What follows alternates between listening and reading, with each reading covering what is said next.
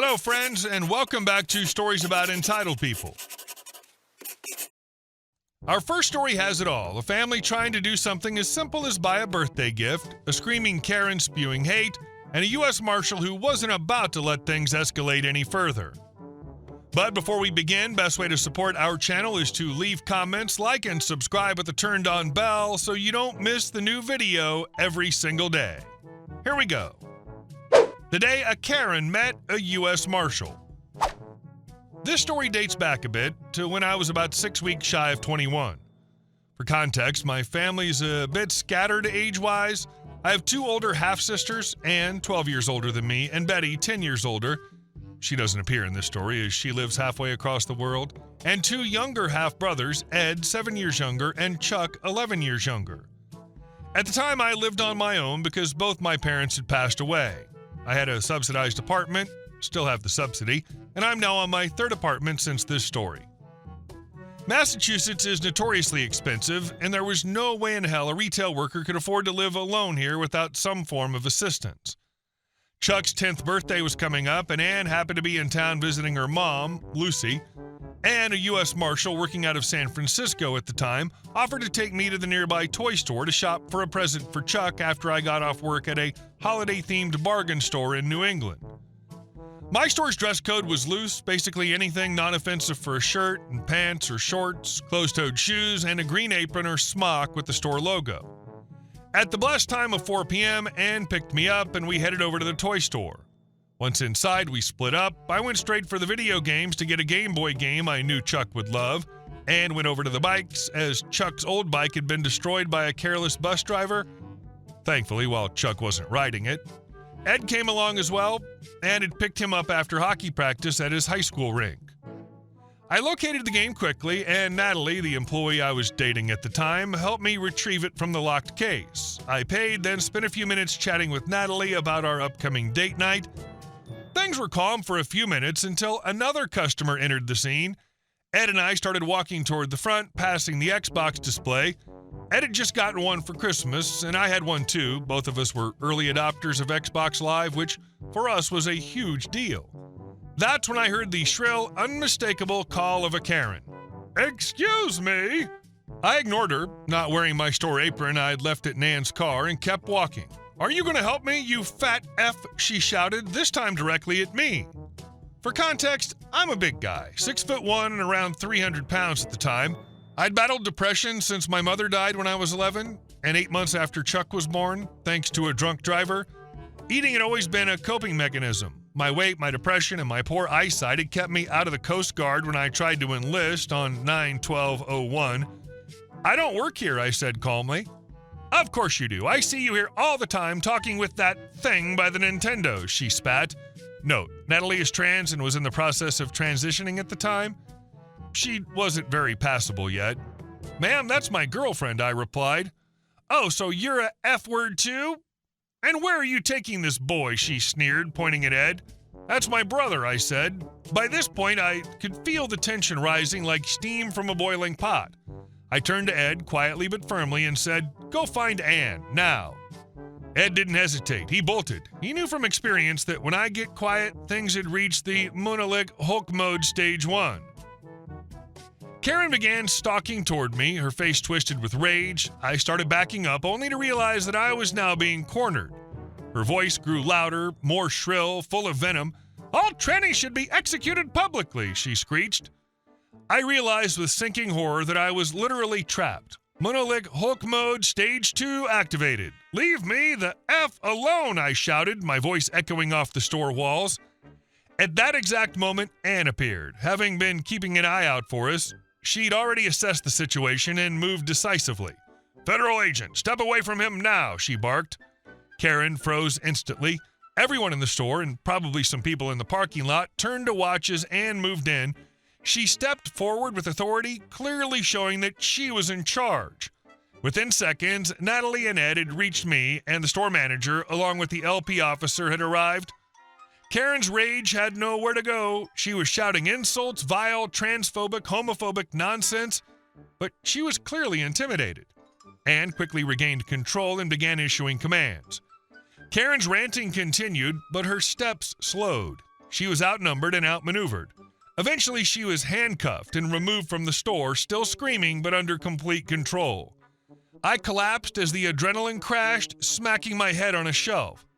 10 minutes later, I woke up to a paramedic checking my vitals. Natalie, Ed, and Ann hovered nearby, worry etched on their faces. The banshee-like tirade of Karen was gone, replaced with silence and a sense of surreal disbelief at what had just happened. Aftermath. I spent the night in the hospital. I had a concussion, a hairline skull fracture, and a nasty cut from hitting the shelf. I still live alone, but I've worked through a lot of my depression issues and am now able to hold full-time work without spiraling. Ed went on to become a major in the Air National Guard and has a wonderful wife and 5-year-old triplets. Chuck became an FBI agent, and he and his boyfriend recently announced their engagement. Ann remains with the Marshal Service, though mostly handling administrative tasks these days. Betty's still the quietest of the family. Natalie and I split up a year later, but we remain friends. She's now married, has 3 adopted kids, and manages a big blue electronics store. Karen's still in prison. She was initially sentenced to 2 years plus 5 years of probation for attempted assault with hate crime enhancements. After a fight with another inmate, she received an additional 15 to 25 years and has been denied parole twice. Even now, I remember that day vividly, the terror, the adrenaline, and the incredible relief when Ann stepped in. It wasn't just about surviving Karen's madness, it was about the strength of family and friends showing up when you least expect it. It's a story I'll carry with me for the rest of my life. I don't get how people think they'll get parole while getting in fights. Parole's not a free pass. It's you've proven you might act good enough to let you out with an eye on you, not you only need to serve 2 of your 7 years. And our next story. How one HOA VP's petty move led to criminal charges. I own a small vacation property in a gated community, and if you've ever dealt with an HOA, you already know how bad this is going to be. I call our board Satan's Spawn, and I'm not exaggerating. I can't share too much about my ongoing lawsuit with them, but this particular tale doesn't directly involve me, so I think I'm safe telling it. It started on a Friday when one of the board members hand-delivered a letter to a guy in the neighborhood. Let's just call him Guy. The letter gave him 24 hours to remove a small forklift from his lot. The forklift had been stuck in the mud, and our caretaker actually spent the whole afternoon helping Guy dig it out so it could be moved. The caretaker even asked the HOA VP if he could use the association's backhoe to help, but the VP said no. That night, the police happened to be in the neighborhood for an unrelated issue. They stopped to chat with Guy, and this is pretty common here, ran his name. Turns out Guy had a warrant for missing a court date. They arrested him on the spot. And this is where the HOA VP decided it was his time to shine. The very next morning, while Guy was sitting in county lockup, the VP called a tow truck and finally used the association backhoe, not to help Guy, but to drag the forklift out of the mud and leave it by the road for the tow truck to haul away. On Sunday, the same arresting officer came back to the neighborhood for the original reason he'd been there on Friday. He noticed the forklift was gone and asked a few neighbors about it.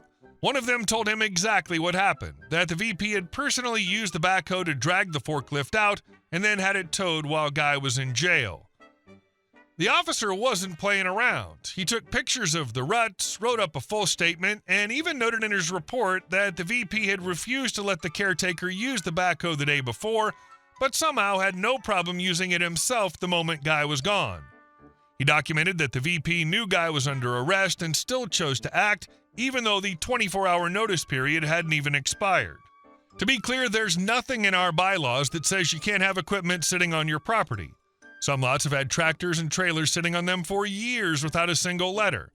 The VP just doesn't like Guy, and he's been on a power trip lately, calling the police on residents over minor nonsense. Now, here's where it gets delicious. Another owner told me later that weekend why the cops had been in the neighborhood in the first place. Apparently, the bondsman who came to arrest Guy had quite a run-in with the VP. The bondsman had to wait for the gate arm to drop so he could swipe in, but when it didn't drop fast enough, he drove in right after another car. The office lady ran out screaming at him like he was smuggling fugitives in, and then the VP came storming out demanding to search his car. The bondsman calmly held up his ID and paperwork. "I'm here legally, I'm serving a warrant," he said. The VP, of course, wasn't having it. "Get the hell out, or I'm calling the cops." "Please do," the bondsman said with a smirk. So the VP called 911, claiming the gate was damaged and there was a trespasser on the property. When the sheriff showed up, he explained that the bondsman was fully authorized to be there. The VP tried to insist they issue a trespass notice anyway. The sheriff flat out refused, told the VP to back off, and even said, "When he comes back, you leave him alone so he can do his job." And then, of course, Guy got arrested. The VP apparently thought this was his big opportunity to play executioner and get the forklift gone once and for all. The best part? The arresting officer has now filed an official report documenting everything: the timing, the ruts, the VP's involvement, and the fact that the VP knowingly trespassed and removed private property. I called a bondsman I know and asked about bail. It was only $500, so Guy only had to put up $50 to walk free. And oh, he walked free. By Tuesday afternoon, Guy was back and mad as hell. He marched straight to the HOA office, but this time he brought the sheriff's report in hand. I happened to be out walking my dog and saw the showdown unfold. "You stole my property," Guy said, slamming the report down on the office counter. The VP, of course, tried to act tough. "You were given 24 hours to remove it. You didn't. We removed it." Guy smiled, the kind of smile that makes you nervous. "You might want to reread that letter you sent me. 24 hours from Friday means I had until Saturday night. And you knew I was under arrest when you did it. That's theft and trespassing, my guy." At that moment, 2 deputies walked in. Apparently, Guy had already filed charges, and they were there to serve the VP. The look on his face when they told him to turn around and put his hands behind his back? Priceless. The office lady started shrieking about board authority and community standards, but the deputy just said, "Ma'am, board authority doesn't override state law." They walked the VP out in handcuffs while half the neighborhood stood around filming on their phones. The tow company's now cooperating with Guy to get the forklift back, and rumor has it the VP will be facing charges for criminal trespass and conversion of property. And since it's a holiday week, he'll get to enjoy a couple of nights in county before he can even see a judge. I don't usually say this, but this time I might show up to the HOA meeting just to watch them squirm. And our last story. The HOA in Canada thought they could install cameras even in the bedroom. Guess how that ended for them? When we bought a house in the Canadian suburbs, I was over the moon. Our own home, a spacious kitchen, a fireplace, a little garden where we could put a swing or a grill. The only catch was that the house came with an HOA. I thought that just meant keep your lawn trimmed, don't paint the fence pink, and don't put a pool in the front yard. Didn't sound too scary. At the time, my husband was on a work trip abroad. He works in cybersecurity, and let's just say he has professional paranoia. I used to laugh that he even takes a signal detector on vacation. He came back a few weeks after we moved in, walked into the house, and literally the next day decided to scan it from attic to basement. And guess what he found? 4 hidden cameras. One in the living room, one in the kitchen, one aimed at the hallway, and the last one right in our bedroom. Yes, the room where we sleep, change clothes, and live our private life. I broke out in a cold sweat. I had naively assumed that the monitoring system mentioned in the paperwork from the previous owners meant outdoor cameras, maybe near the fence at most, but definitely not this. My husband didn't even argue. He just started ripping them out, cutting wires, shutting off power, and of course, 10 minutes later, right on cue, Karen, the HOA president, showed up at our door. No joke, she was the classic Karen. Short haircut, twitchy movements, a face twisted with anger. She started screaming that we were destroying their security system. Then she shoved a piece of paper at us. Apparently, here was the contract signed by the previous owners. And yes, in fine print, it really did say the HOA had the right to install cameras on the property. I'd assumed on the property meant outdoors, playgrounds, parking lot, common areas, not private bedrooms. My husband exploded. "No contract allows you to put cameras in our bedroom. This is illegal. This is a crime, not security." Karen, dead serious, said we were breaking the agreement and that the HOA would sue us. I almost laughed, but my husband just said, "No, we'll sue you," and he did. From there, it turned into a full-on TV drama. We hired a lawyer. When the investigation started, we found out we weren't alone. Other families in our neighborhood had found hidden cameras too. Some in living rooms, some in kids' bedrooms. People were horrified. This wasn't some weird clause in a contract. It was a systematic violation of the law. Forensic experts confirmed the cameras were transmitting footage to servers controlled by the HOA board. Recordings were stored, and some board members even had access to the archives. Karen tried to justify it, saying it was for security and to protect community property. But when our lawyer asked in court, and how exactly do cameras in people's bedrooms protect the community, the whole courtroom laughed. The judge was firm. He ruled that the contract clause was null and void, completely illegal, because it violated basic human rights to privacy. The HOA lost spectacularly. In the end, we got a generous payout, 6 figures for emotional distress and invasion of privacy.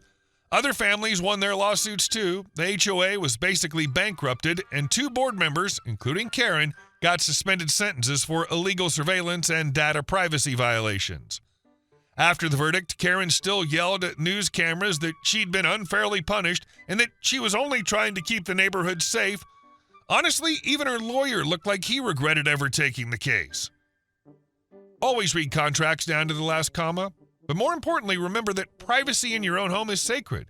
No one, no organization, not even under the guise of security, has the right to put cameras in your bedroom.